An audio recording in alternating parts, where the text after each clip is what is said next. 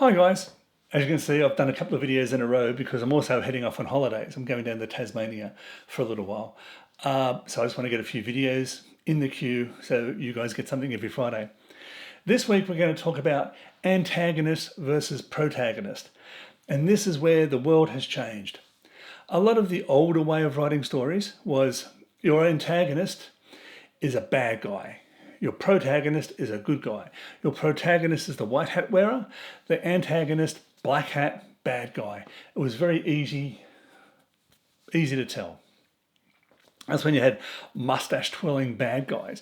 They were being bad for bad, just bad for bad's sake. These days, it's slowly evolved. It's become a bit more interesting. So this evolution of story means that we can have a bit more nuance in this. There is a saying that an antagonist or a villain has to be a hero of their own story, which means we just can't write the old mustache twirling villain anymore. They have to be the hero of their own story. So if you don't think in terms of antagonist and protagonist, think of the person whose point of view you're using to tell the story. That is your protagonist, but he's not necessarily a good guy anymore. He's just the point of view character. And as long as you've got maybe that idea in your head, where they're the point of view character, they're not the good guy, they're not the bad guy. They're the point of view, and from their point of view, they're trying to achieve something. And you've got someone that's trying to stop them from achieving something. But maybe this new person, the antagonist, isn't trying to stop them. This antagonist has got their own agenda. They've got their own aims, their own things. They're a hero to their own story. And the outcomes of their actions is impacting on this guy's ability to do something. It's not direct conflict. It's influencing around each other. I was talking to someone the other day about this, about the antagonist versus protagonist. And I just sort of started putting questions. Well, what about this? Would you be the good guy or would you be the villain? What about this? Would you be the good guy or the villain? So here's the three ones I put to them. And put your comments below. A, you're in a valley and you're being hunted by a group of people. Are you the villain or are you the hero? B, you manage to get a weapon off one of the people that are hunting you and you kill the person.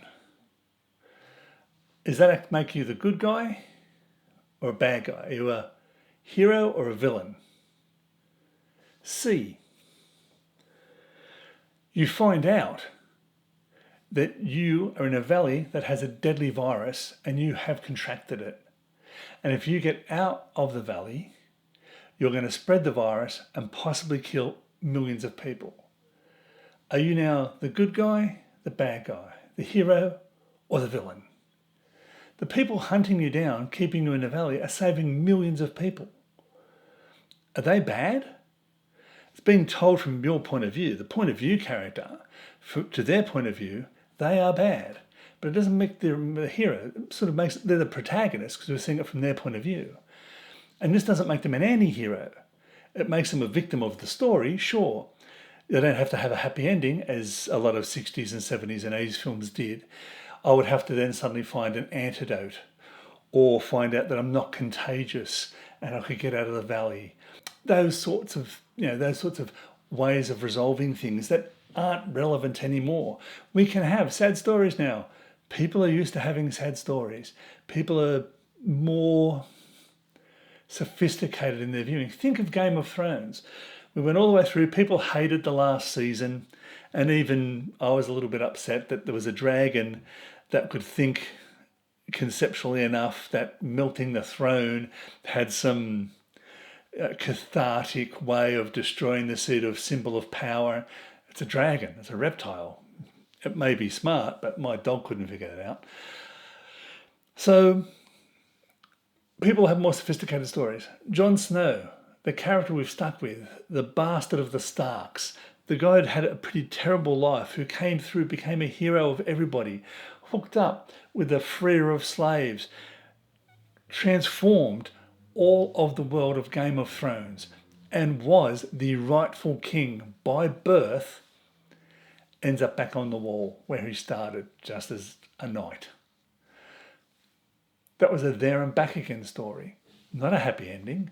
Millions of people died. The realm's going to end up being run by some guy who actually isn't even a human. He's a ghost inhabiting the crippled body of, one of the Stark children. Bran, I think it was. So we're used to having these stories. We don't have to follow the pattern of good guy, bad guy. Good guy has to win. So make sure there is this new way of thinking. Make sure that everyone in your story, in your movie, has their own reason for doing things. It does not have to be in direct opposition to the person we're having the point of view of the story through. The story could be told by a sidekick. I wrote nearly an entire film and then realized I was telling the story from the wrong person's point of view. So I started rewriting it and I've sort of run out of steam on that one a bit because I've told that story. I'm not improving that story. I'm going back and just painting over it. And it's a little bit heartbreaking. So I will get to it. It's a spec. No one's waiting for it. So it's my indulgence.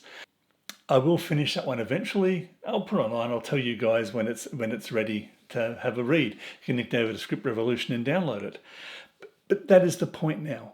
People want moral ambiguity. They don't want to be dictated to as much anymore.